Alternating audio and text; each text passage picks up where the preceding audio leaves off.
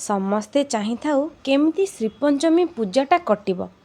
ଶ୍ରୀପଞ୍ଚମୀ ପୂଜା ସରିଲା ପରେ ବରକୋଳି ଗଛକୁ ଚାହିଁ ଚାହିଁ ଖରାବେଳଟା ସରିଯାଏ। ମାଠୁ ଲୁଚି ଖରାବେଳେ କେମିତି ଚଟକିରି ଚୋରଙ୍କ ପରି ତା ବାଡ଼ିରେ ପଶି ବରକୋଳି ତୋଳି ଗୋଟେ ଜାଗାରେ ମେଣ୍ଟ ହେଇ ସାଙ୍ଗ ହେଇ ଘରୁ ଲଙ୍କା, ଲୁଣ, ଧନିଆ ପତ୍ର ତାକୁ ସବୁ ଛେଚି ବହୁତ ବଢ଼ିଆ ରାଗ ରାଗ ମସଲା ବରକୋଳି ଖାଇବାରେ ଯେଉଁ ମଜା ସେଇଟା ଆଉ କେଉଁଠି ବି ମିଳିବନି।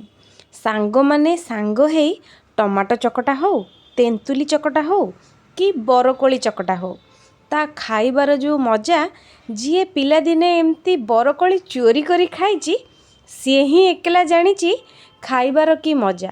ଆଉ ସେ ମଜା ଏ ଦୋକାନରୁ ଶୁଖିଲା ବରକୋଳି କିଣିକି ଖାଇବାରେ ସେ ସ୍ୱାଦ ନାହିଁ। ଆପଣମାନେ ଛୋଟବେଳେ ଏମିତି ବରକୋଳି ଚୋରି କରି ଖାଇଛନ୍ତି ନା ନାହିଁ ଟିକେ କମେଣ୍ଟରେ ଜଣାଇବେ ତ।